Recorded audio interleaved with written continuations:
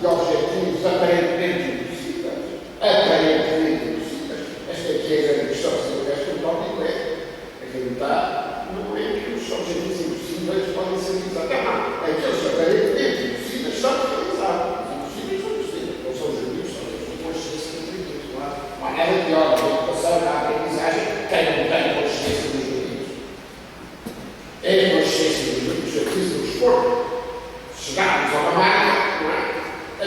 superar essa barreira, uma consciência de que neste momento isso é obrigatório, não é? Portanto, isto é o limite, não é? E o limite temos que lidar com ele. Sr. João dos Santos disse uma coisa, eu penso que aqui, para homenagear a nossa vida de feito. Quando lá vou, ali, fico absolutamente pasmado com o que fazem e conseguem fazer com as crianças muito cedo. É prodigioso, disse eu, os meus olhos. Guida Farieta, alguma pessoa fora de série.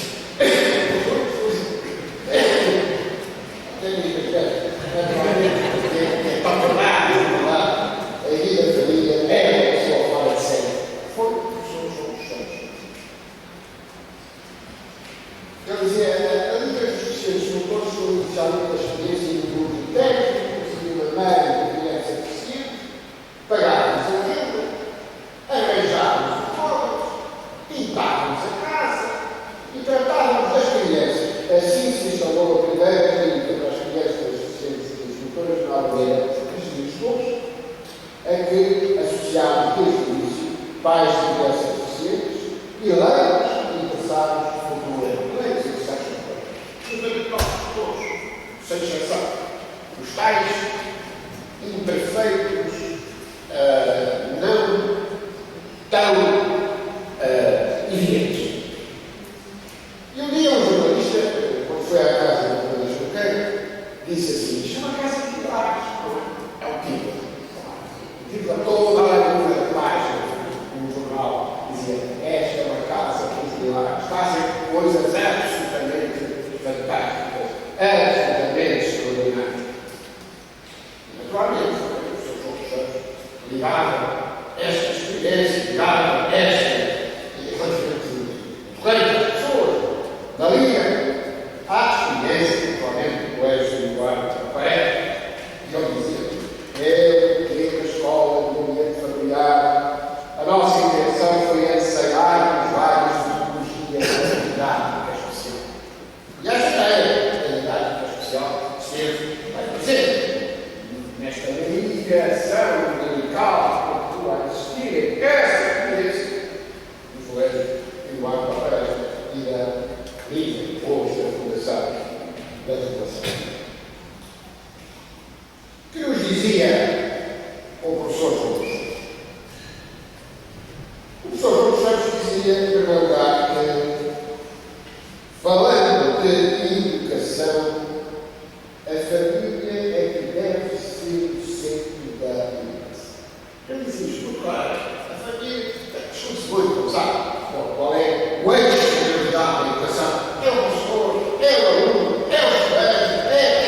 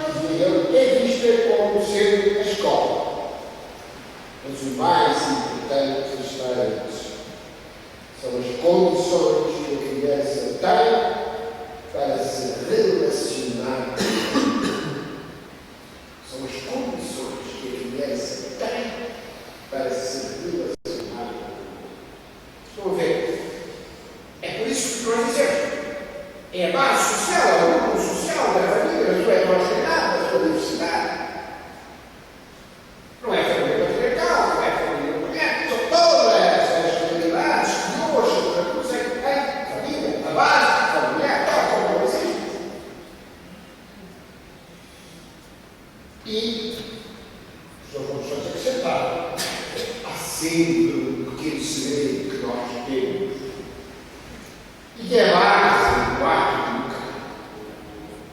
Nesse segredo, que qualquer adulto tem, chama-se graça. E o papel estratégico, a relação fundamental que a infância tem neste centro da educação, que é a família. Até a adolescência, dizia o Sr. João dos Santos, procurando ser como os pais. Mas depois mudamos o rumo e tentamos ser iguais a nós próprios. É essa a aprendizagem fundamental que nós temos que garantir. Bem todos. Na lógica do possível. A capacidade de perceber que é um momento em que há paz. E temos que ter consciência de que não vamos ser hiperprotetores. Vamos antes prevenir as coisas para que eu seja forma, ela seja forma. E a inclusão tem a ver com isso. A inclusão é a garantia da competitividade, simultaneamente a garantia da maior comunicação, da melhor comunicação. Mas sabemos que muitas vezes com caridade ou autonomia limitada. Mas que conquista extraordinária que é. Limite-se da autonomia que foi conquistada. É mais autónomo. É um bocadinho mais autónomo. Não é legal, não é para dizer como está ligado. E é ligado. A determinação, a vontade do entendimento. Ensinar que somos capazes de tomar consciência dos limites, ultrapassar, mesmo que seja muito pouco, esse mesmo limite. Quem não tem consciência dos limites não pode ultrapassar o limite. A inteligência é consciência da capacidade de limites.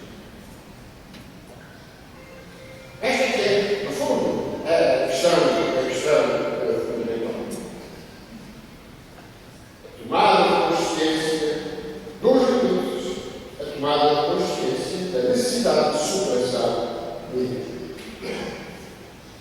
E o Sr. João dos Santos dizia: bom, é preciso esquecer a técnica para chegar à união.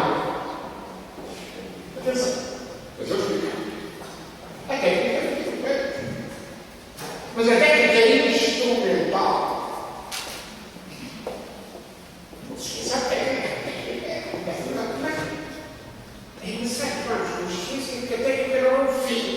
No caso contrário, nós, se consideramos a técnica um fim, então não progredimos significativamente. Não conseguimos progredir. E chegamos ao cerne da moderna teologia. O Sr. João dos Santos, como sabem, em 1946, porque acreditou na renovação e na criação das condições para uma democracia, foi afastado de todos os lugares da função.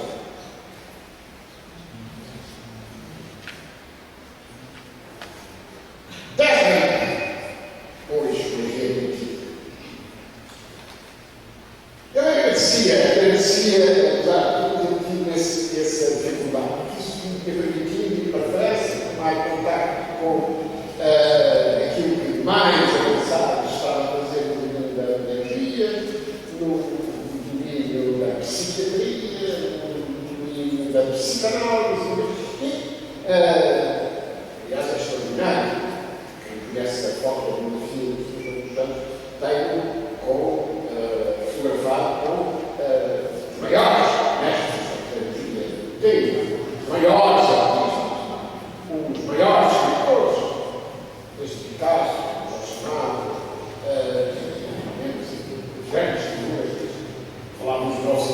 Brasil, falávamos uma fotografia extraordinária.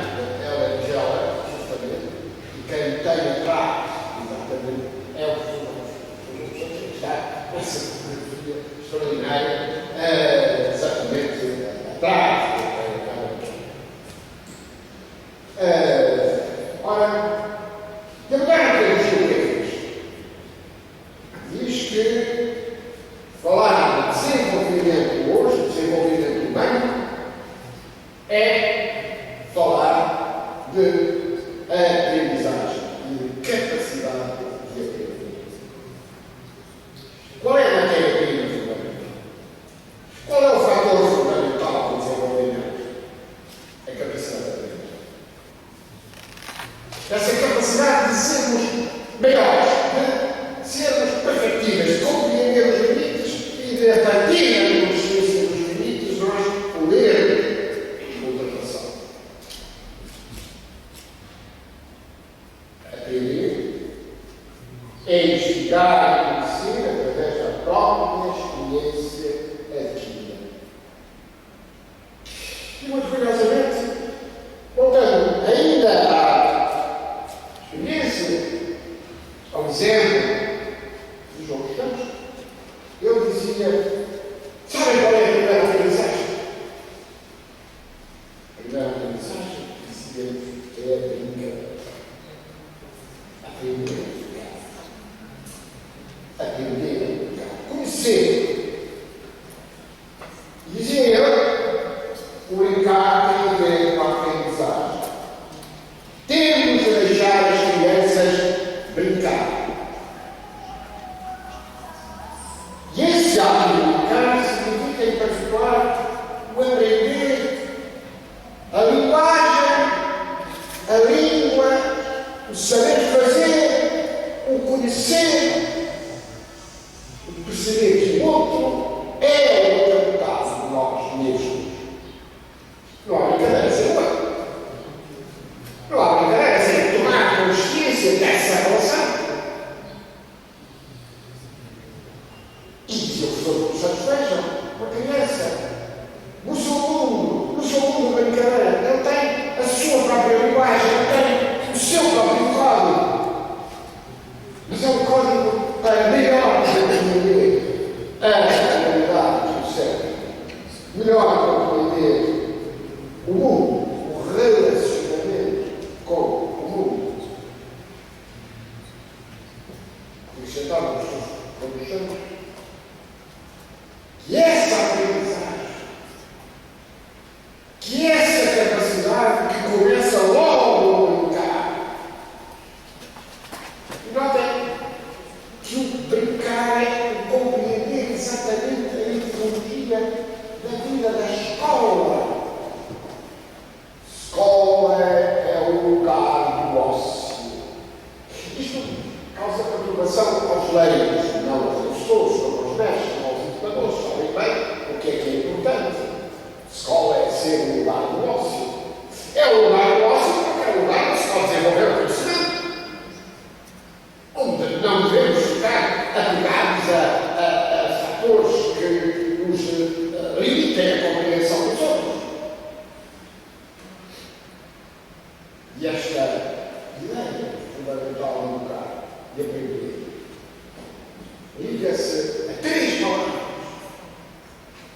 Primeiro, cuidado. Sermos cuidadosos com o outro, sermos cuidadosos da relação com o mundo, cuidado. A linguagem religiosa chama-se caridade, etimologicamente assim, caridade é o cuidado. É cuidado. Segunda palavra, serviço. Segunda palavra, serviço. Cuidado, serviço. Exemplo. Exemplo. O educador não pode renunciar a ser exemplo. O educador que trabalha com uma criança em dificuldades tem que ele próprio ser um exemplo da determinação principal, porque senão a criança, o educando, diz: mas então,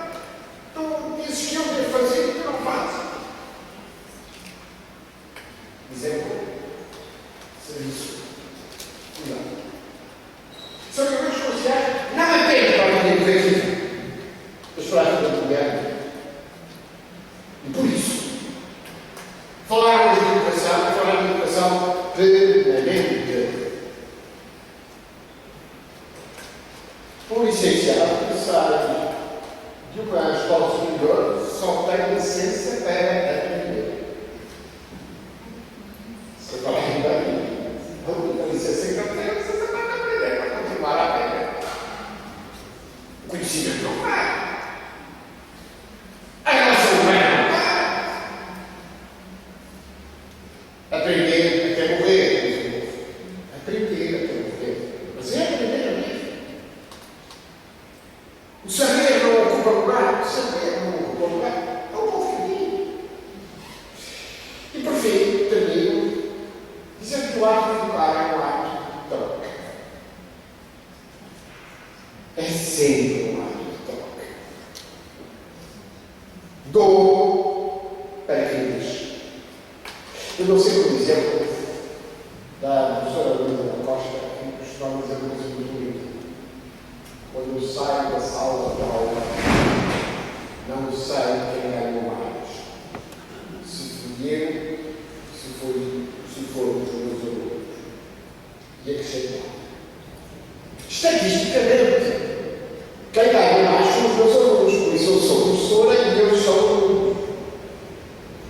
Mas tantas vezes, aquele menino, aquela menina, aquele jovem ou aquela jovem fizeram aquela pergunta que eu não fazia, a mínima ideia não passava pela cabeça.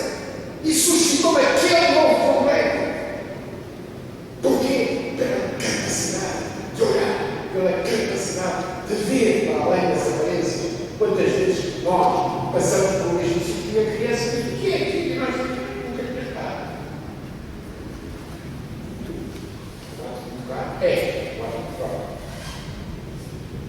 por isso os analfabetos são extraordinariamente importantes. Uma lição do alfabeto é extraordinariamente importante. Ele não é ignorante.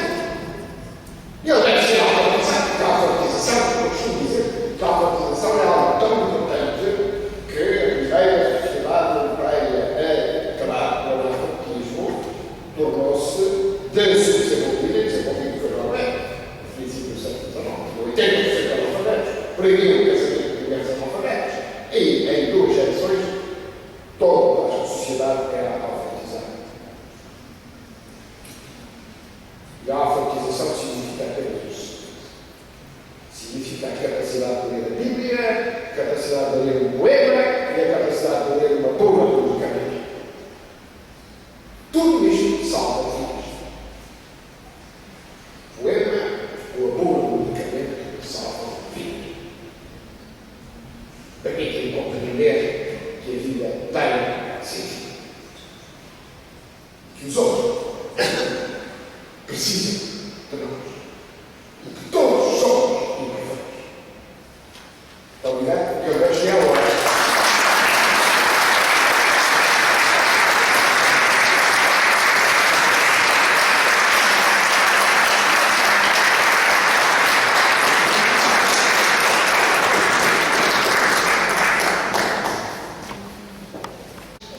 Tivemos o prazer de ter condição.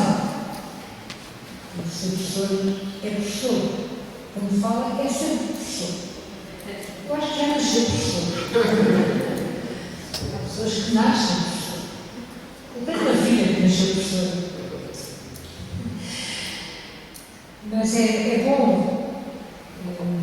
termos a possibilidade de, nesta casa, reparem, nesta casa juntam-se pessoas tão diferentes umas das outras, mas todas elas deixam sempre um contributo.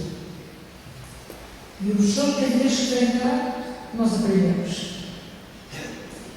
Porque é assim, é espontâneo, é uma comunidade natural.